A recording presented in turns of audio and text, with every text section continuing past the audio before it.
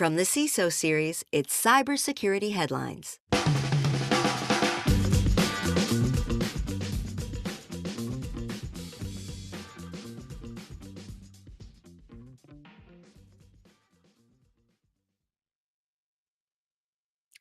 Medicare users impacted by MoveIt breach, remote access tools plague operational technology, and retired cop sues data brokers. These are just some of the stories that the CISO series reporters have selected from this past week's cybersecurity headlines. And we are now ready for some insight, opinion, and expertise from our guest, Patrick Heim, who is the co founder and partner for SYN Ventures. Patrick, thank you so much for joining us. Thank you for having me. I'm super excited. I haven't done anything like this in quite a while. So look at the Well, smile on my face. you are going to be a pro on this. Now, a lot of these people are just listening, so they don't know what that smile looks like. And also, everything sounds good right now, but I'm just going to warn our audience. Patrick is in a sort of public location, so you may hear background noise. Hopefully not. Hopefully all go fine. Our sponsor for today's episode is Vanta, compliance that doesn't sock too much. Now, if you are joining us, you can join us on YouTube Live. You just go to CISOseries.com, hit the events drop down, and look for the Cyber Security Headlines Week in Review image. This week, it actually has our good friend Patrick on that image. So just click on it and to join us. And be sure to contribute your comments in the chat. We will do our best to address them during the show. And also, just a quick disclaimer, all the opinions of our guests are those of just our guest, not his employer. All right, we have just 20 minutes, so let's get started.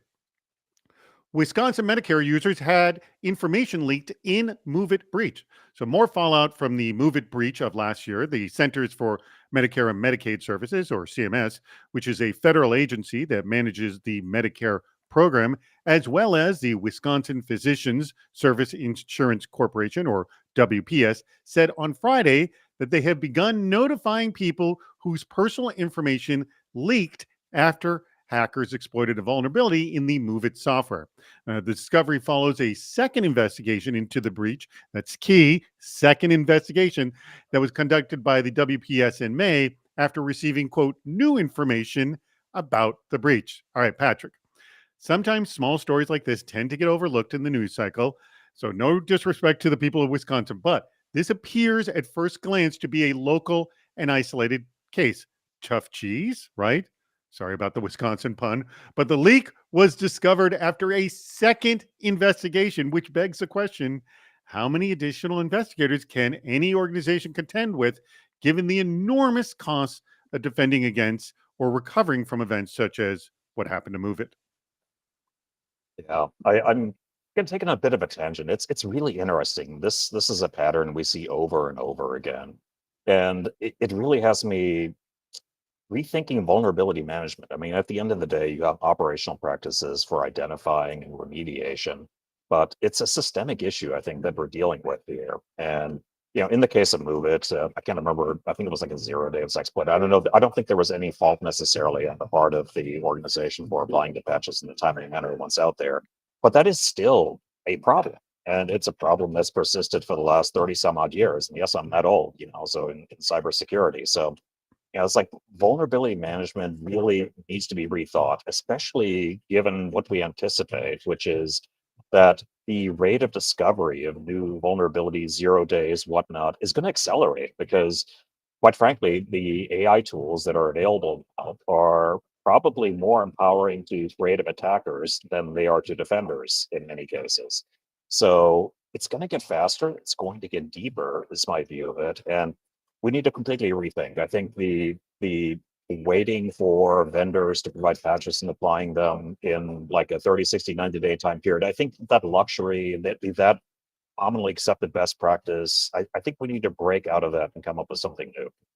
I'm not quite sure what something new is, but I would say that companies that actually have complete end-to-end ownership of their source code that they're depending on, like tech companies basically, are in a much better position to be agile than companies that have strong dependencies to external vendors like MoveIt. All right. By the way, this seems like an opportunity for more vulnerability management vendors, of which we got plenty of. So I hope you're listening out there. West Virginia police officer sues data broker. So, a retired police officer in West Virginia has filed a class action lawsuit against White Pages, a data broker, for publishing his home address, a violation of a 2021 West Virginia statute known as Daniels Law. Now, this law is named after a similar law passed in New Jersey in 2020 following the murder of a federal judge's son by a disgruntled lawyer. The West Virginia statute says that, quote, data brokers and others cannot disclose the home address or personal phone number of any active or retired law enforcement personnel. Tom Kemp, a privacy advocate who regularly does battle with data brokers, anticipates a ripple effect in which more states and individuals will take data brokers to task. So, we have discussed data brokers on this show before, Patrick, and some of them seem to skirt ethical boundaries, to put it mildly, like a nice camembert, as you would say. But do you see a time when laws governing data brokers' action will become stronger, or are they simply part of this ecosystem? Like, we're still going to have these sort of unethical data brokers who will just continue to do what they do? Well, if first of all, I wish this police officer all the best in pursuing it, and hopefully he has an amazing settlement coming out of it. The entire data broker industry, I view very much as a gray market of sorts. It is unregulated. I mean, ethically, I don't want to get into the ethics of the business that they currently have. But when I think about kind of like laws being applied, what's more fluid than data?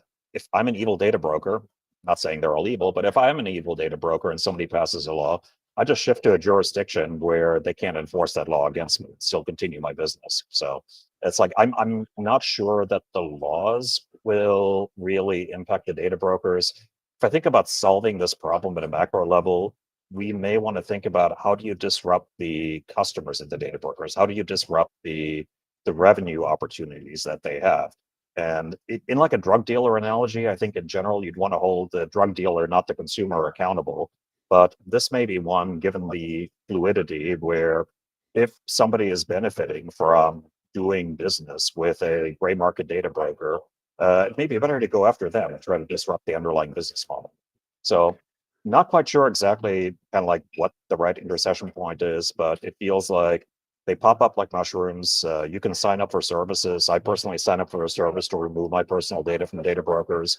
Yet I still get notified when that recent data broker got hacked. Basically, my data was there. So it's like the effectiveness is questionable at best. So I think It's a game of whack a mole.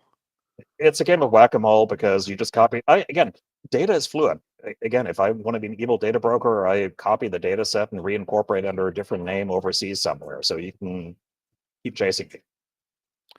You can look at cutting off the supply as well, as you were saying, make it harder for companies to sell to data brokers through stronger GDPR type policies. That's actually interesting take from Michael Yeah, Vinding. I'm sorry, Michael Vinding, who said on YouTube. right. Yeah, absolutely. Yes. But All right, it has an economic disruption to their business model. That's the bottom line, creatively. people do not change because it's, quote, the good thing to do in mass. Individual companies do and individuals do, but in mass industries don't. The only way you do it is through regulations or changing the incentive model. Correct. All right. London Transit Agency drops claim it has, quote, no evidence of customer data theft. It has been a difficult month for the Transport for London, the organization that runs much of the public transport for England's capital. The cyber attack that hit it on September 1st is now dragging into its second week, with some services still offline. Now, the company has removed a statement from its website that had previously said, quote, there was no evidence that any compromised data has been compromised. So it looks like they do have evidence. Not saying it is, but that doesn't exist anymore. So, in addition, a 17-year-old individual has been arrested and then released on bail back on September 5th. So, Patrick, Transport for London is, of course, doing it all it can to restore normalcy to its operations. But it triggers a thought to another story we covered this week, where the UK government declared data centers as essential to infrastructure in the same way as water and energy. So, should this status be extended to mass transit or traffic services as well, not just in the UK, but anywhere that has centers of dense population? Or do you think that'd be a slippery slope? So I have several reactions. I mean, the focus on data centers feels a little bit antiquated. It kind of like belies a little bit of a naivete about how systems work, that there are these grand data centers that house everything. When the reality is, it's like there may be a critical dependency that does a lookup against a server under somebody's desk. That's not in a data center. So putting a physical boundary around it and calling it a data center feels like a weird way of writing a law focused on that. I do think it's really interesting. We think about regulating like transit systems and like maybe municipal water systems and things. There's a scope of stuff that falls under critical infrastructure already. I don't know how that's defined, but yeah, what's like? I think there has to be a risk oriented approach. I mean, if you disrupt transit in London, the city shuts down, and that could be part of a broader combination attack and whatnot, basically. So I could argue that if you take a risk-driven approach, the number of people that are impacted by a failure of the transit system would bring it into scope from a regulation perspective. That said, if I look at maybe a few cities outside of London and you have a smallish town that has a transit system, if it's disrupted, the impact is like, man. So Oh, did we just lose Patrick? kind of right when you do a risk, What just happened? Oh, you're I'm still still there. here. Your video Yes. froze. Okay, keep Okay. going, Patrick. No, I'm just saying, I think, taking a risk-driven approach makes sense. I think regulators like to create an even playing field and regulate industries as a whole with a common set of requirements. But, when you get beyond critical infrastructure into something like transit, it may make sense to look more at the impact of various outages and discriminate between the large mission-critical systems and the ones that are maybe just ancillary. So look at it from an impact perspective. Cyber staffing shortages remain CISO's biggest challenge. All right, researchers at Command Zero have released a report on challenges faced by CISOs and other leaders across 15 industries. The report highlights a skills shortage across all cybersecurity disciplines, but especially in the area of cyber investigations. 88% of leaders interviewed expressed concerns about the lack of staffing to address growing threats. And further, 74% of respondents said that they felt their team lacked sufficient public cloud skills to, quote, perform high quality investigations. Now, many companies are competing for the same qualified individuals who have a lot of options, creating heavy turnover in an endless, vicious cycle. So, this is a pretty straightforward story, and we've talked about this a lot on all our programming, but one that has not improved over the past few years. I'll just simply ask you, what's your take on this, Patrick? I'm going to take a contrarian perspective. I'm All not going to right. say, oh my God, the cyber shortage will never end. It's like, no, we have a massive amount of operational automation opportunities. The AI wave is hitting us basically. And I actually fear for individuals that are pursuing entry-level cyber jobs and seeking like certificate degrees in cyber, this and that to get a job in a SOC. That was a lucrative opportunity for somebody to break into the industry, but I think those jobs will get automated away relatively fast. In terms of like the uh, lack of ability to investigate, respond to cloud situations, it's like I'm going to plug a portfolio company. I made an investment in a company called Mitiga that basically does that, cloud detection and response and heavily focused on automation. And I think everything we're going to see coming out of AI investments, the most obvious use case that we see, and where we see a lot of competition as well, is in how do you put a layer of AI, LLMs, and whatnot, basically on top of security operations. So I think this is something that through a variety of approaches is going to get significantly better. And I would just caution people that kind of like that entry level cyber job, they may get fewer and fewer. Good point. And by the way, to our listeners, and this is a good tip off to what we're about to do, many of our sponsors speak to exactly what you're talking about. But now, a word from our sponsor for today's episode, and that would be Vanta. Now, whether you're starting or scaling your security program, Vanta helps you automate compliance. Automation, we just talking about it, across frameworks like SOC 2, ISO 27001, and more. With Vanta, you can streamline security reviews by automating questionnaires and demonstrating your security posture with a customer facing trust center. If you're not taking advantage of those, you should. So, over 7,000 global companies like Atlassian, Flow Health, and Quora, they use Vanta to manage and improve their security. So our listeners get $1,000 off of Vanta if they go to vanta.com/headlines. Remember, vanta.com/headlines to get your $1,000 off. The $20 Who Is vulnerability. This is a whopper here. So, researchers at Watchtower Labs discovered recently that the Who Is server for the .mobi top level domain, the top level domain for websites optimized for mobile viewing, had been migrated to a new address. So, the researchers purchased the expired domain for a whopping $20.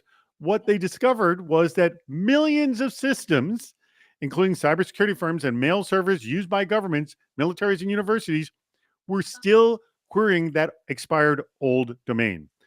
They explained that a nation state group from Russia, China, or elsewhere could have purchased that expired domain, set up their own Whois server, and then used it to respond maliciously to anyone querying it. Patrick, wow.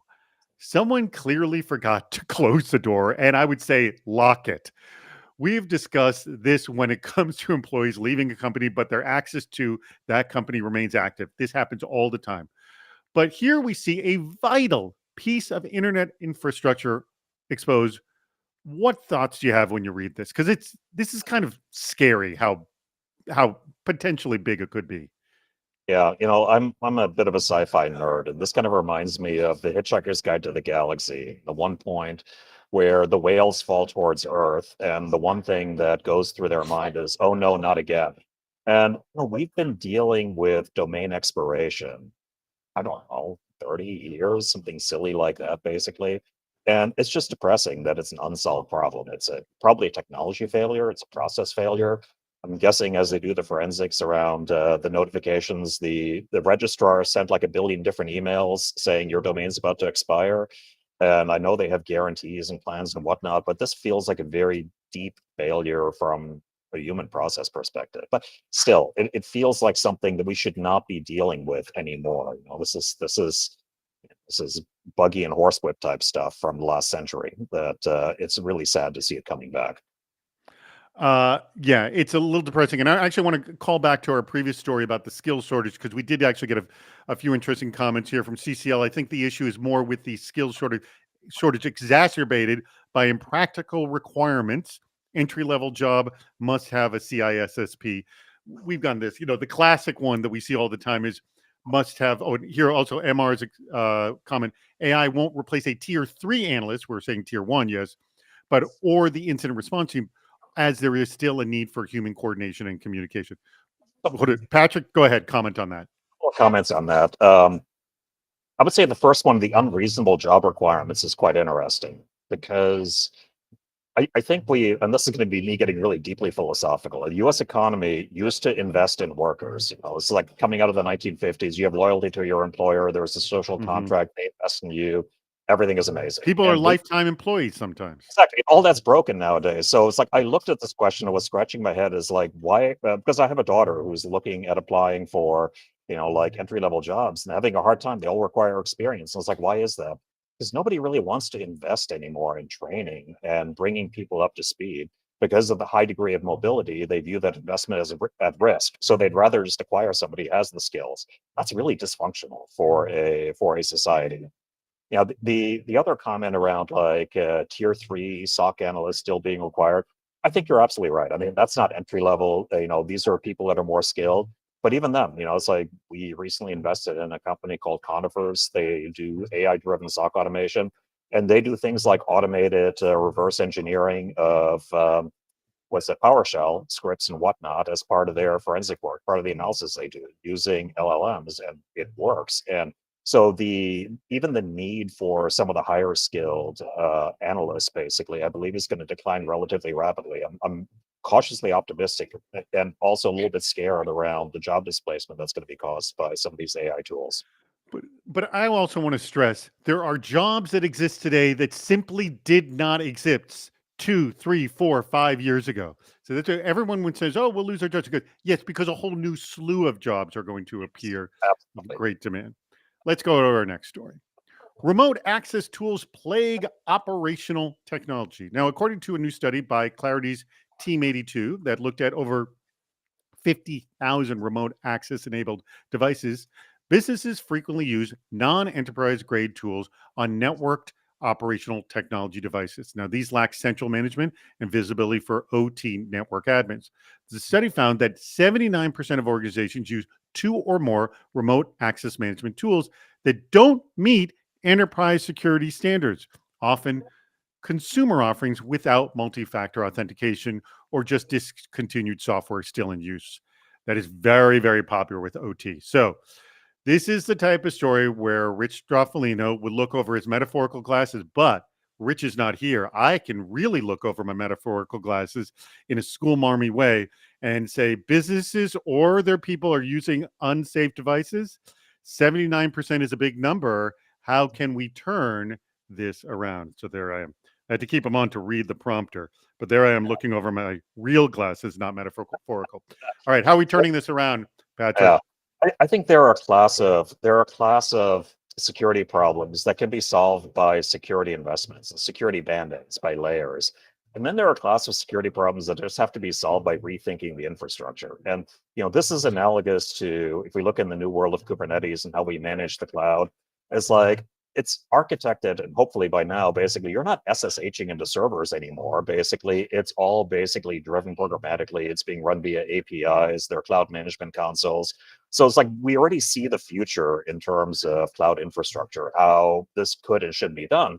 The reality is that when we have industries like biomedical devices or OT, which is highly fragmented as well, we don't see that level of advancement quite yet, basically. So they're all doing their custom interfaces and they may roll up through some management consoles. And you're absolutely right. It's like the use of these direct access tools, not necessarily SSH, but remote screen control coming from these systems that are allegedly air gap. I mean, this is all over the OT world. And honestly, the ways it can change is starting number one with some element of regulation. May have to be standards. It may have to be the buyers basically pushing back on the device manufacturers to basically say this is unacceptable that we have to operate this way. Um, Probably a combination of all of these things, but I don't see that there is an easy fix, especially in the In the world of OT space. seems to be lagging behind. It's a slower velocity and it's lagging potentially by decades at times. So this is something that may take a long-term industry focus, regulatory focus to actually move the needle on. Not an Yeah, expert in it. That's my perception. but I will just say this. So it's interesting. So we did a live show, a live recording of the CISO Series podcast exactly a year ago at the Clarities event, which was actually not far from where you are in Miami. And Samantha Jacques, who I'm trying to remember what organization she's with, but she was talking about there are all these catch 22 situations that prevent the security keeping up with these antiquated OT systems. There's a lot going on, and listen to that episode if you have a chance. So this is a problem that will not go away soon, but there's just literally physical encumbrances in that these pieces of equipment which often need to be upgraded. The physical equipment or the software of the equipment needs to be upgraded to maintain the status of what the security marketplace requires. And when you're dealing with equipment that is seven figures and more, not so easy to move as opposed to updating that $50 to $100 piece of software on your desktop. It's just, it's an insane imbalance. It honestly, I feel like much of it has to go back upstream to the manufacturers of these devices. And the thing kind of like at a more abstract level that really scares me, and maybe more on the IoT side than the OT side, is that you buy a durable good. Let's say it's a refrigerator nowadays, and they're all like freaking internet connected and come with screens and whatnot. But I expect the lifetime of a refrigerator when I buy it is probably going to be at least 10 years. Let's say conservatively 10 years before I rip it out. What software vendor has actually platform, and if you don't maintain it, it's not secure. And if it's not secure, it's going to get hacked. So what software developer or what embedded systems developer does a great job supporting and updating a system for a decade or more? So there is a discontinuity whenever you glue a technology stack to a durable good, that we know the life of the durable good, but the software is not going to meet the life expectancy of that. All right. Hold it. This is a question I've asked people before. Quick question. What is the oldest piece of technology you still use today, Patrick? Physical technology, like a physical device technology they're still using today. Oh gosh. I have no idea, but it's less than 10 years old, I'm pretty sure. My mom has an Electrolux vacuum cleaner that she's been using for decades. That thing must be at least 50 years old. It's still in use, amazingly. So Wow. kudos to Yeah. the not fine people at Electrolux. All right. Now I ask you, Patrick, any thumbs up or eye roller stories today for all the stories that we covered? Not on these stories. It's like, again, I've been doing this a long time. I'm a little bit jaded. There was one that I saw, which is around the FCC is like wanting to regulate like BGP security, which is quite interesting. And this is another BGP one. today. They're bringing it up today. No, it was actually in the news this last week, basically around. Yeah. And the thing is basically that they're making progress, but I think the fear is that the regulations would introduce new problems in the process of securing BGP. But I just had a flashback. I mean, it's like eye opener basically, because But I remember PGP has been around forever. Why are they bringing it up now? 26 years ago, in 1998, basically, the Loft testified before Congress around the risk to the internet around BGP. And we Oh, still haven't BGP. I'm sorry. Border Gateway Protocol. And we still Oh, I thought haven't. what you're saying PG, as in Peter. No, no, not Pretty good sorry. protocol. Yeah, no. Pretty good privacy. No. Border Gateway Protocol that could like impact the security of the entire internet. This was raised before Congress in 1998. And 26 years later, we still haven't solved it. So this was my eye opener story. It's like, this is crazy. So I think core internet protocols or core protocols in general, once they have broad adoption, are just incredibly difficult to change. Good point. All right. Well, I want to know that let everyone know that you can find Patrick Heim, the co-founder and partner for SYN Ventures, over on LinkedIn. There's his him, but Patrick Heim. Find him there, and his VC firm, SYN Ventures. Check him out. Also, huge thanks to our sponsor. That'd be Vanta, compliance that doesn't sock too much. Huge thanks to you, Patrick, for coming on. This was a great discussion. Loved having you on. We will get you on again. And I want to say also thank you to our audience, everyone in YouTube. And also, Rich will be back soon. He'll get healthy. He'll be right back. You don't have to listen to me every single time. So we can't always get to every comment on screen, but we deeply appreciate you being here and participating. There will be no Super Cyber Friday next Friday because actually I'm going to be flying to the next coast. If you are in Boca Raton, I'm going to be doing a live show as part of the South Florida ISSA. It's a free event called Hack the Box. Go to our website, to the events page to find the link to that. Free to attend. We will be recording a podcast at 3:30 p.m. Boca Raton time. So join us, though, but also on September 27th, we're going to be doing our next Super Cyber Friday hacking alerts, an hour of critical thinking about triaging the deluge hitting your sock. But you can still join us at 3:30 p.m. Eastern for another episode of Week in Review. In the meantime, you can still get your daily news fix every day through cybersecurity headlines in only 6 minutes. So please join us. And I will just say to everybody, enjoy your weekend. Thank you. Thank you, David. Cybersecurity headlines are available every weekday. Head to CISOSeries.com for the full stories behind the headlines.